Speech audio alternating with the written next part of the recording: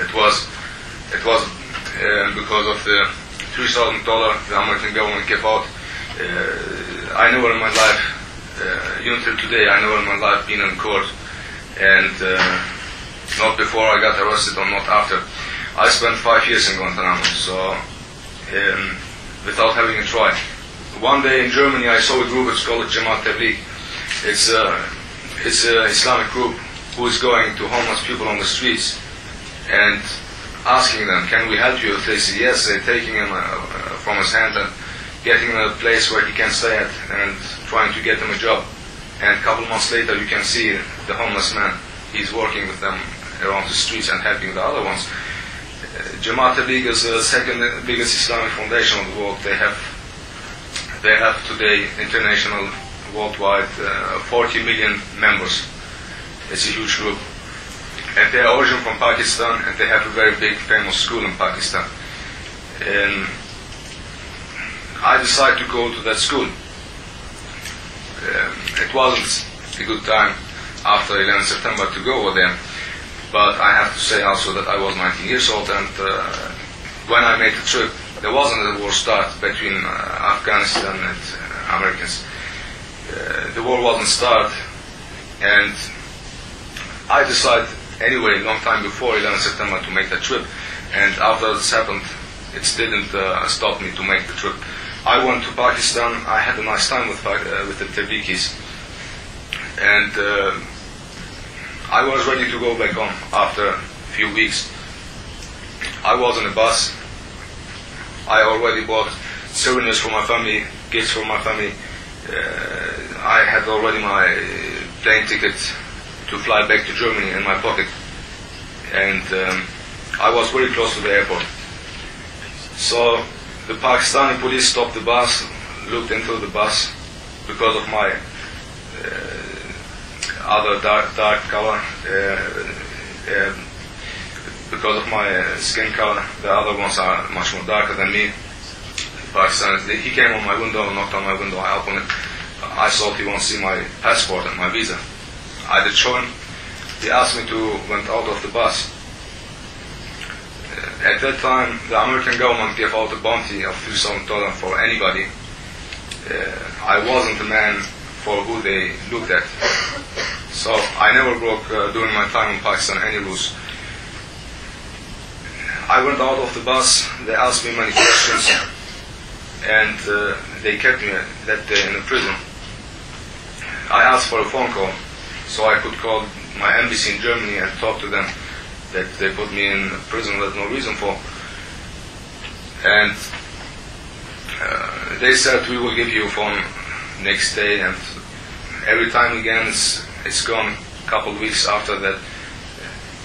And one day, after a few weeks in Pakistan, I had my first interrogation by Americans. They came, and their first question was, where's Osama bin Laden?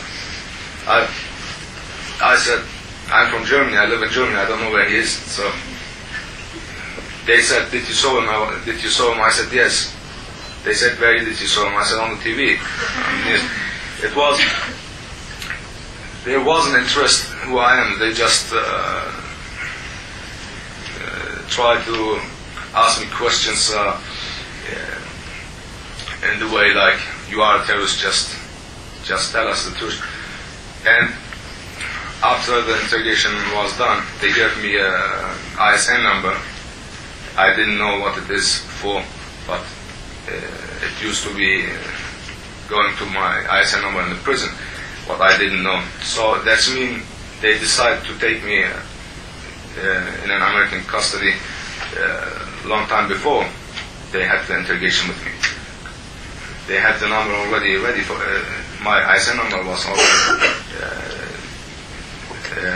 done, and they just did wait for me without having a first investigation. Like 1 week later, they came and gave me over to the Americans. They put me in a plane, they closed my eyes, ears, they gave me a mask, they rolled me on the floor of the army plane. They flew me over to an American base during the wartime. in Afghanistan to an American base in Kandahar. It wasn't a prison, it was just a camp and outside. They kept me behind the razor wire, where was going on a lot of shootings, fightings. The Taliban used to shoot to the Americans. Americans used to shoot back, and a lot of planes, helicopters used to fight.